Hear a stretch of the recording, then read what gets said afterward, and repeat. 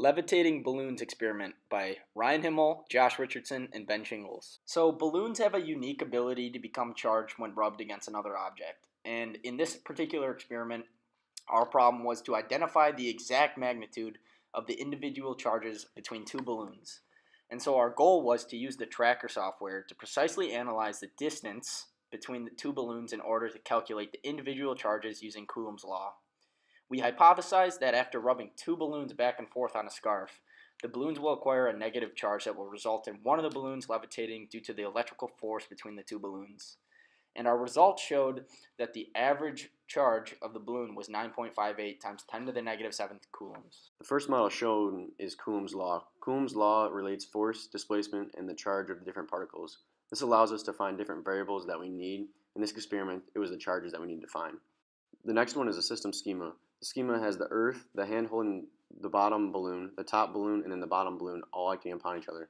The earth has gravity on both balloons, while the balloons have an electric force acting between them. The hand is putting a normal force upon the bottom balloon. The final model shows the free body diagrams of both the balloons after they were charged at maximum levitation. The balloons were grounded by touching them to a metal outlet. This released any previous charges. The balloons were then rubbed on a scarf 10 times each to give them a similar charge. The balloons were then held against each other, and the top balloon was released to observe it repel away from the fixed lower balloon. The trials were recorded with a meter stick behind it, and the videos were then uploaded to Tracker to measure the displacement. Some limitations of our experiment is that the lower balloon was held by hand, also that some outside forces were not accounted for, such as friction, and the experiment was also vulnerable to movements in the air in the room. So there are a couple important physics connections we need to make here.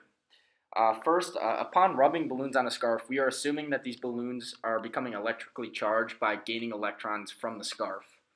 And since these equal charges repel, the balloons are pushing each other away from one another. And if you look over here at this force diagram, when these balloons reach maximum levitation, when the top balloon reaches maximum levitation, we are assuming that the electrical force is equal to the gravitational force. So the net force on the top balloon is zero. And we know this because the balloon is not moving at this point. There is zero acceleration present.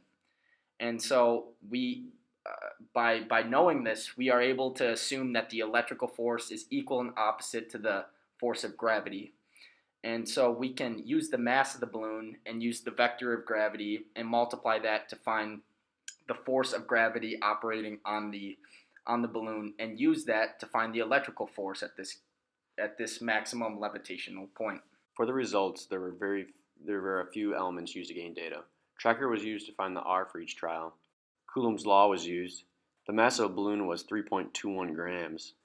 Force equals mass times gravity, which is equal and opposite to the force of electric. The K in Coulomb's constant is equal to 8.99 times 10 to the 9th Newton meters squared over Coulomb squared.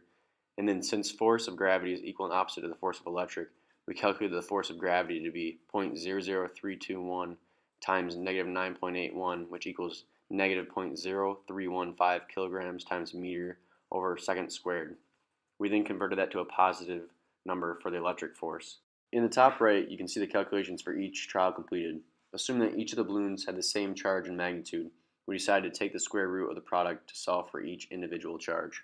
For all three trials, the displacement value was around 0.5 meters, which gave us a very similar charges for Q. That being said, as you can see in the table, the average R was 0.512 meters, and the average charge was 9.58 times 10 to the negative 7 coulombs across all three trials. This was actually one of the biggest limitations of our experiment. We aimed for 5 successful trials, however, we only had 3 trials that provided us with reliable and steady data. Overall, we demonstrated a reliable method that can be used to calculate the charge of two balloons. We accomplished this by designing an experiment that allowed us to easily measure the electric force between the two balloons by taking advantage of Newton's laws. We showed that when the top balloon levitated to its maximum height, the force of gravity is equal and opposite to the electrical force. We know this is true because the acceleration of the balloon was zero, hence the net force was zero. We used a computer tracking program to calculate the precise distance between the two balloons at this particular point and used Coulomb's law to help solve for the individual charges, assuming that both balloons had an equal charge and magnitude. We found that the calculated charge of each balloon was averaged to be 9.58 times 10 to the negative 7th coulombs.